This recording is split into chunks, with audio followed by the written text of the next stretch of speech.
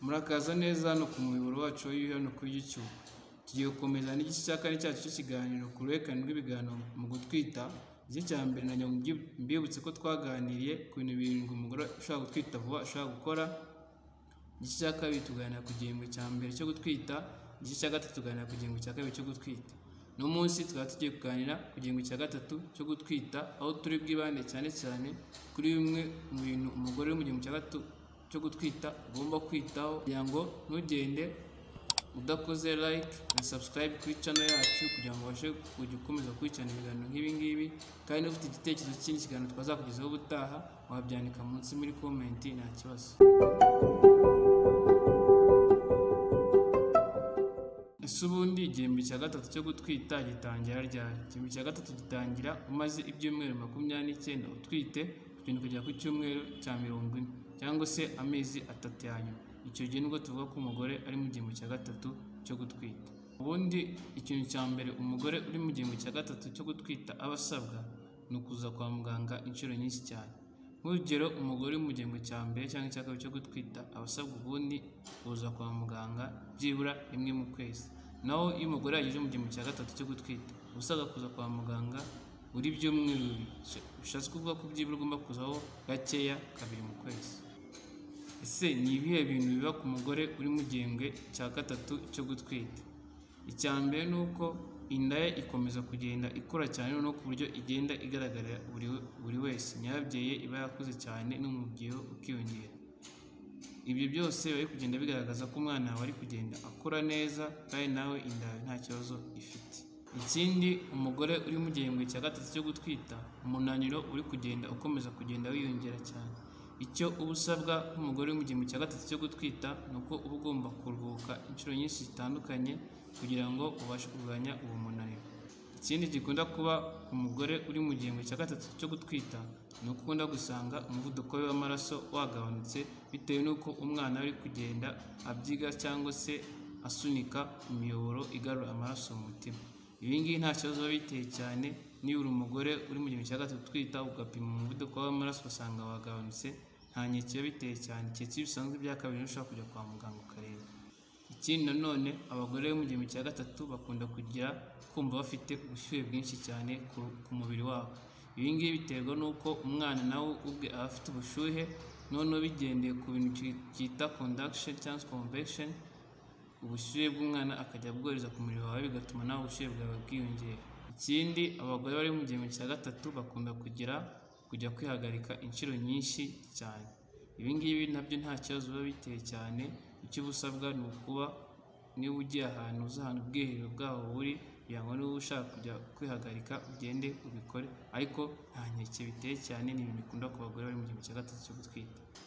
Nk'uko nababwiye ko umuvuduko w'amaraso urimo ugenda ugabanuka, ibi ngibi bituma uturemangingo tugarura amaraso mu mutima hagenda hasigaramo amaraso menshi cyane, bikaba byatuma bimwe mu bice byo mu mubiri nko mu maguru cyane cyane aho twita mu mfundiko usanga habyimbye, ibyo twita swelling of the leg.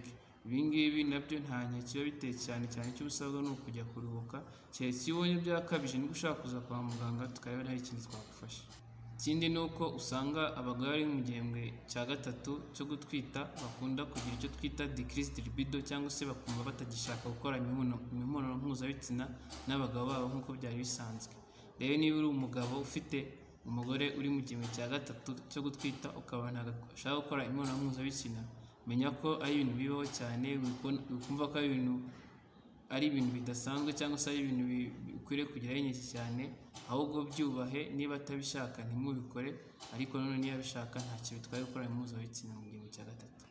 Nko mu gihembwe cya kabiri, nk'uko nababwiye ko abagore mu gihembwe cya kabiri bakunda kugira ibibazo bya constipation cyangwa se kutabasha kujya ku musarani nk'uko byari bisanzwe, no mu gihembwe cya gatatu bamwe mu bagore bakomeza kugira ibyo bibazo. Ibyo ngibyo nabyo none ni ibintu bisanzwe mu gihembwe cya gatatu. Icyo usabwa ni ugukomeza gufata ibiryo birimo ibyo bita fibers, biri imboga nyinshi kugira babashe kugufasha kuba icyo kibazo cya constipation kigabanuka. Ikindi, bitewe n'ukuntu inda yawe iri gukura, bamwe mu bagore bakunda kugira ibyo twita stretch marks ku nda. None nk'uko nabivuze no mu gihembwe cya kabiri bibaho, ugasanga nyine imirongo iri kugenda iza ku nda yawe cyangwa se ku mabere. Ibi nabyo ntacyo bitwaye, nta kintu gikwiye kugutera cyane. Noneho reka turebere hamwe zimwe mu mpinduka ziba ziri kuba ku mwana wawe uri gukura mu nda iyo umugore ari mu gihembwe cya gatatu. Icya mbere, umwana uri gukura mu nda iyo mu gihembwe cya gatatu cyo gutwita aba arimo agenda akura cyane, ku buryo usanga nk'uburebure bwe buva kuri santimetero 30 bukaba bwajya kuri santimetero 50 kugeza avutse. N'ibiro bye bikaba byava ku kiro 1 n'igice bikaba byagera ku biro 3 kugeza igihe avutse. Iki ni igihe umwana ari kugenda akura cyane mu burebure no mu biro, ariyo mpamvu usanga n'inda y'umubyeyi nayo iri kugenda iba nini cyane. Ese buriya nanone wari uzi ko buriya umwana wageze mu gihembwe cya gatatu cyo gutwita aba ashaka kubona no kumva? Yego, birashoboka cyane, niyo mpamvu niyo avutse kumva no kubona bihita bitangira gukora. Ikindi nanone ni uko umwana uri mu gihembwe cya gatatu cyo gutwita usanga aribwo cyane cyane impyiko ze, ibihaha cyangwa se n'ibindi bice by'umubiri biri kugenda bikura cyane, bikomeza gukura kugira ngo nabasha kugera hanze agiye kubasha kwitunga, noneho bizatangire kumufasha. Ikindi, umugore uri mu gihembwe cya gatatu cyo gutwita cyane cyane ugeze ku cyumweru cya 36, umwana atangira kwiyangaje, aho atangira kugenda yicurika umutwe ureba ku nkondo y'umura. Ibi ngibi cyari ikimenyetso cyiza cy'uko umwana ashaka kuzavuka neza bidasabye ko ajya kubagwa. Umwana ugeze ku cyumweru cya 38 kugera ku cyumweru cya 4 nibwo twa dusatsi tw'abana ariko twita mu Cyongereza randogohe dutangira kuza.